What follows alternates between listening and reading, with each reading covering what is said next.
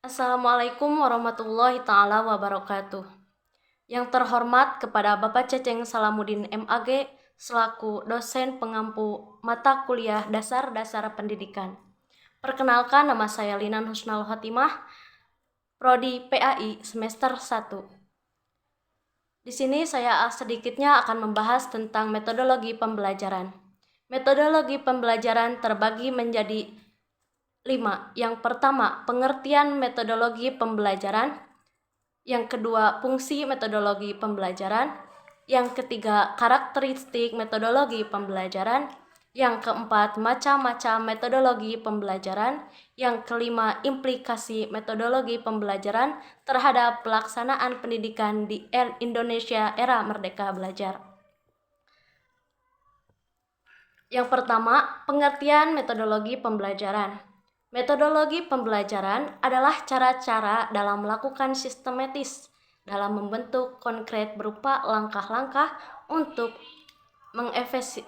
mengefektifkan pelaksanaan suatu pembelajaran. Jadi, metodologi pembelajaran adalah cara-cara untuk melakukan sistematis dalam bentuk konkret atau langkah-langkah dalam mengefisienkan laksananya suatu pembelajaran. Pernyataan tersebut diperkuat oleh pendapat Iskandar Wasid dan Sun Endar 2011 halaman 56 yang mengatakan bahwa metodologi pembelajaran adalah cara kerja yang sistematis untuk memudahkan pelaksanaan berbagai kegiatan pembelajaran untuk mencapai tujuan yang diinginkan atau ditentukan. Sementara itu, Sutikno 2014 halaman 33 berpendapat bahwa pengertian atau metode secara harfiah berarti cara. Metode adalah suatu cara atau prosedur yang digunakan untuk mencapai tujuan tertentu. Dapat disimpulkan bahwa metode pembelajaran adalah cara kerja yang sistematis yang memudahkan pelaksanaan pembelajaran berupa implementasi spesifik langkah-langkah konkret agar terjadi proses pembelajaran yang efektif mencapai suatu tujuan yang tertentu. Seperti perubahan positif pada peserta didik. Perubahan positif pada peserta didik adalah cara-cara langkah untuk menjalinnya cara kerja sistematis dalam metodologi pembelajaran. Yang kedua, fungsi metodologi pembelajaran. Fungsi metodologi pembelajaran menurut Syaiful Bahri, Jamarah, dan Aswan Zain adalah sebagai berikut. Yang pertama, sebagai strategi pembelajaran. Yang tidak semua peserta didik memiliki tingkatan inteligensi yang sama, karena setiap peserta didik pasti memiliki daya terhadap yang berbeda-beda. Jadi, strategi dalam pembelajaran memiliki tingkatan yang sama, karena setiap peserta didik pasti memiliki daya tangkap yang berbeda-beda. Setiap peserta didik pasti memiliki daya tangkap yang berbeda-beda. Yang kedua, alat motivasi ekstrinsik. Yang kedua, motivasi ini merupakan suatu dorongan untuk seseorang dalam melakukan sesuatu dan bergerak, baik yang dilakukan secara sadar ataupun tidak sadar. Jadi, yang kedua, alat motivasi ekstrinsik, yaitu motivasi adalah merupakan suatu dorongan. Yang ketiga, sebagai alat untuk mencapai tujuan. Metode pembelajaran digunakan sebagai fasilitas pendidikan yang memiliki tujuan untuk mengantarkan bahwa materi pembelajaran agar terserap baik oleh peserta didik. Jadi, mempunyai sebuah tujuan tertentu. Yang ketiga, karakteristik metodologi pembelajaran. Yang pertama, metodologi pembelajaran ekspositori dilakukan dengan cara penyampaian materi pembelajaran secara verbal, artinya berbentuk secara lisan, merupakan alat utama dalam melakukan strategi ini. Jadi berbicara dengan lisan atau menerangkan secara lisan kepada anak peserta didik itu adalah merupakan salah satu metode secara verbal dalam pembelajaran. Artinya, berstruktur secara lisan merupakan alat utama yang dilakukan strategi ini. Oleh karena itu, sering orang mengidentifikasikan dengan ceramah atau dengan ceramah. Yang kedua, materi pembelajaran yang disampaikan adalah materi pembelajaran yang sudah jadi, seperti data atau fakta. Konsep-konsep tertentu yang harus dihafal sehingga tidak menuntut siswa untuk berpikir ulang. Yang kedua adalah pembelajaran yang disampaikan adalah materi pembelajaran yang sudah jadi, seperti data atau fakta. Jadi ada kata data atau fakta yang sudah disampaikan kepada peserta didik. Jadi konsep-konsep yang harus dihafal sehingga tidak membuat siswa untuk berpikir ulang. Jadi membuat siswa itu cuman menghafal teks yang sudah diberikan, fakta ataupun data. Yang ketiga, tujuan utama pembelajaran adalah penguasaan materi itu sendiri. Artinya, setelah proses pembelajaran berakhir, siswa diharapkan dapat memahaminya dengan benar dengan cara dapat mengungkapkan kembali materi yang telah diuraikan. Jadi, karakteristik metode pembelajaran yang ketiga yaitu tujuan utamanya adalah untuk menguasai materi itu sendiri, sehingga peserta didik mampu menjelaskan kembali apa yang dijelaskan oleh pendidiknya. Karakteristik dalam metode pembelajaran ekspositori merupakan bentuk dari pendekatan pembelajaran yang berorientasi kepada guru, teacher-centered approach. Dikatakan demikian sebab dalam metode ini guru memegang peran yang sangat dominan. Mulai metode itu, guru menyampaikan materi pembelajaran secara struktur dengan harapan materi pembelajaran yang disampaikan itu dapat dikuasai siswa dengan baik. Karakteristik dalam metode pembelajaran ekspositori menurut Rusmono adalah yang pertama, memberi materi yang terbaru kepada siswa. Yang kedua, memberi penjelasan yang mudah dimengerti kepada siswa. Yang ketiga, memberi kesempatan siswa bertanya.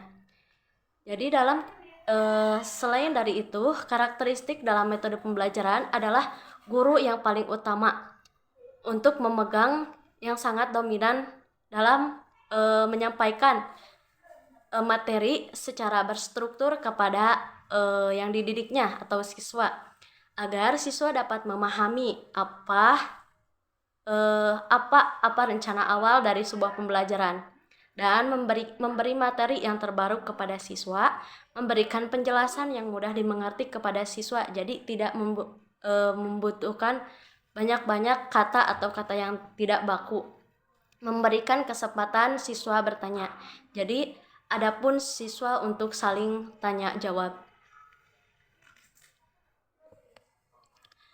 Lanjut kepada macam-macam metodologi pembelajaran. Yang pertama ada metode ceramah. Yang kedua metode diskusi.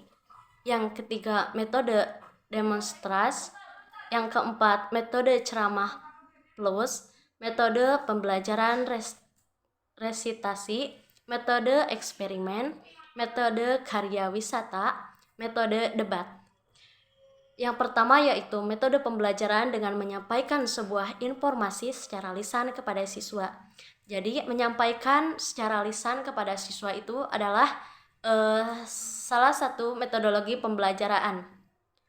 Yang kedua, metode diskusi, yaitu metode pengajaran yang mengedepankan aktivitas diskusi siswa dalam belajar memecahkan masalah. Adapun yang kedua yaitu sistem diskusi, baik itu tanya jawab ataupun diskusi dalam hal yang harus dipertanyakan atau saling berinteraksi.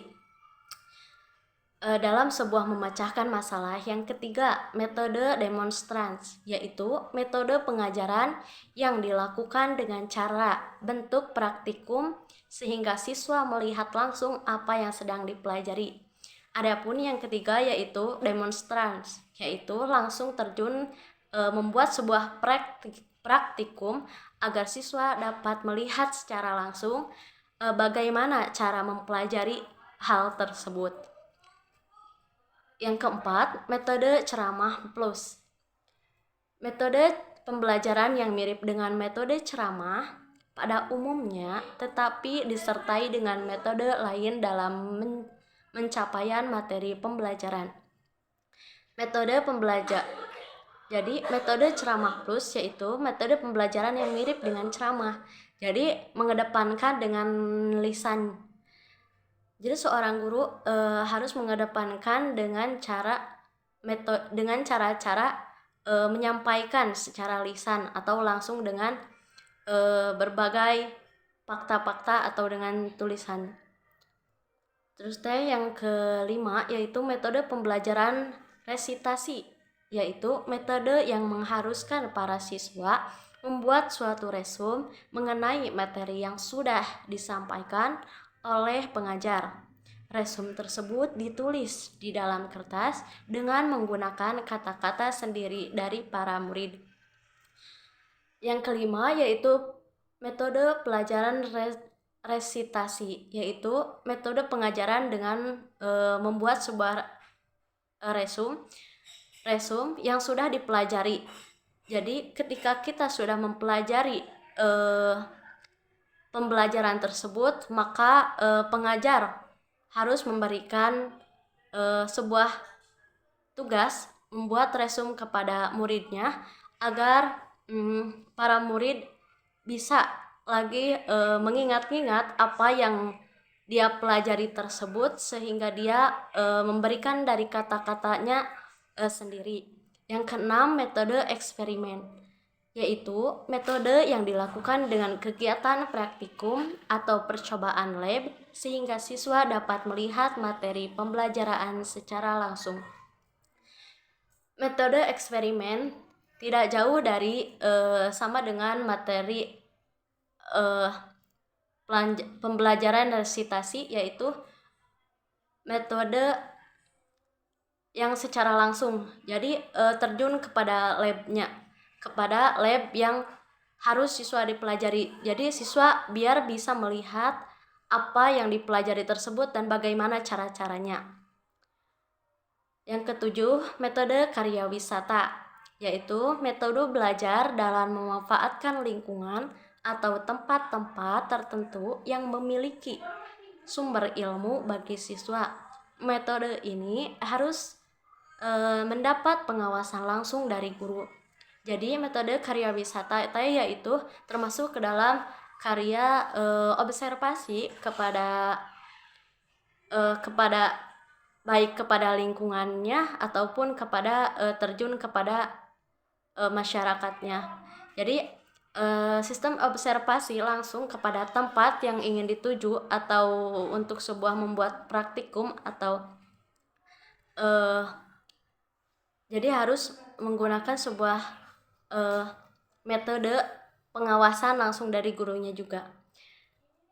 Yang kedelapan, metode debat, yaitu metode pembelajaran di mana siswa saling beradu argumentasi baik secara perorangan maupun berkelompok. Debat tersebut dilakukan secara formal dengan aturan tertentu, di mana tujuannya untuk membahas suatu permasalahan dan cara-cara penyampaian masalah. Jadi materi yang ke-8 yang terakhir yaitu metode debat, metode pembelajaran di mana siswa saling beradu argumentasi yang dia tangkap atau yang dia ketahui baik secara teman ataupun secara baik individu maupun secara berkelompok. Jadi ada aturan-aturan tertentu dalam sebuah debat. Dalam sebuah debat untuk menyelesaikan sebuah masalah di mana siswa beradu argumentasi. Yang kelima yaitu implikasi metodologi pembelajaran terhadap pelaksanaan pendidikan di Indonesia era Merdeka Belajar. Konsep Merdeka Belajar, Nadiem Makarim. Kebijakan Merdeka Belajar merupakan usaha Kemendikbud untuk mengembangkan kualitas pendidikan di Indonesia. Jadi, konsep Merdeka Belajar ini merupakan usaha Kemendikbud untuk mengembangkan kualitas pendidikan di Indonesia. Terus, kebijakan ini diharapkan dapat meningkatkan daya saing luas lembaga pendidikan pada skala nasional maupun global. Di awal perkenalan kebijakan ini, berbagai kalangan meragukan menerapkan Merdeka Belajar. Jadi ada juga yang meragukan dalam era Merdeka Belajar ini. Muncul beberapa pertanyaan mendasar, di antaranya adalah bagaimana mekanisme penerapan kebijaksanaan ekstrim, kebijakan yang ekstrim ini di lembaga pendidikan, dan apakah perubahan besar pada beberapa aspek kurikulum 2013 pendidikan.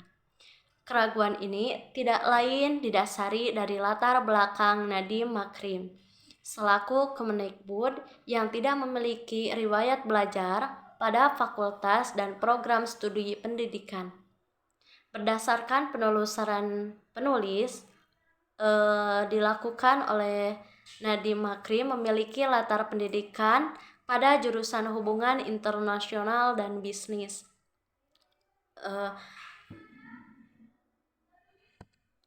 Yang terakhir, terima kasih. Saya mengucapkan terima kasih. See you next time. Mungkin segitu presentasi dari saya. Wabillahi taufiq wal hidayah. Wassalamualaikum warahmatullahi taala wabarakatuh.